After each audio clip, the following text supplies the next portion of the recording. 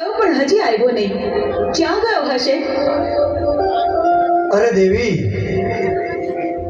આરડો ભોટિયો ચારવા ગયો, હજે કેમ નથી આવ્યો? ખબર નહીં પ્રભુ. આ સાંજ પડવા આવી, આટલું મોડું થઈ ગયું છે તોય હજુ આવ્યો નથી. મને તો ભારે ચિંતા થાય છે. દેવી, ભસ્મ કણકણ અમીનો કૂપ લાવો. પ્રભુ, એ અમીનો કૂપો ને ભસ્મ કંકણ આલુડાએ હટ લીધી હતી ને, એટલા માટે મેં એને આપી દીધું. અરે દેવી, તો અનાથ થઈ ગયો. એ આલુડો એક માયાવી રાક્ષસ હતો. તમે ભસ્મ કણકણ અને અમીનો કૂપ આપી દીધો.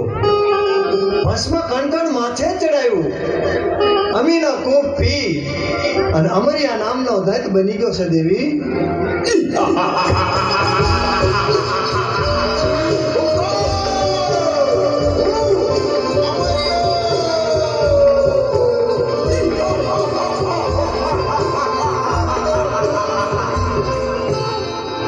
હે લંગોટા, તારી પાર્વતી મને સોંપી દે.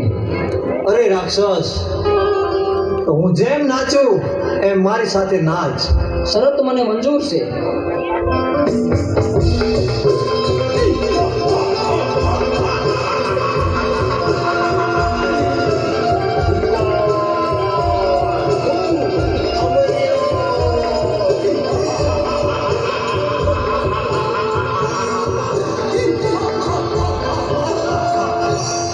હા, લંગોટે મને નચવી અને મારું ભસ્મ કંકણ ઉડી ગયું તો મારું મોત નિશ્ચિત છે. તો ચાલ અત્યારે અહીંથી હું ભાગી જાઉં. પ્રભુ, પ્રભુ, આ અમર્યો રાક્ષસ તો ભાગી ગયો. હવે શું થશે પ્રભુ? એ તો ભોળી પ્રજાને રંજાડશે. પ્રભુ, પ્રભુ, આનો કંઈક ઉપાય કરો. અરે દેવી, આનો ઉપાય એક છે.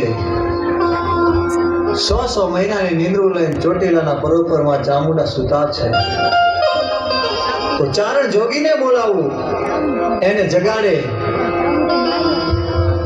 તો તેનું મૃત્યુ થાય.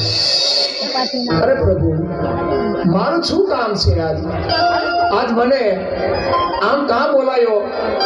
અરે, બોલાવાનું કારણ એટલું છે ચારણ જોગી, અમરિયા નામના દૈતે 33 કરોડ દેવાળોને મુશના મોવડે બંધેવાન કર્યા હા છે. પ્રભુ, પૃથ્વી ઉપર હાહાકાર મચી ગયો છે. તો હાલે મારું ડમરું અને માં ચામુંડાને જગાડવા જા. પણ એક વાત યાદ રાખવાની કે જ્યારે માં ચામુંડા જાગે હા પ્રભુ. ત્યારે અવળું ફરી જજો. અરે અરે ભોળાનાથ, આવડું ફરવાનું કારણ શું? કારણ એટલું છે ચારણ જોગી, એક જ્વાળામુખી જોગણી છે. તે જાગશે અને મોઢામાંથી જ્વાળા નીકળશે તો તને બાળીને ભસ્મ કરી નાખશે. બહુ સારું પ્રભુ. હાલ ને હાલ હું જાઉં તમારું ડમરું લઈ અને ચોટીલાના ડુંગર ઉપર માં ચામુંડા 6 મહિનાની નિંદ્રામાં સુતાશે, એને જરૂર હું જગાડીશ.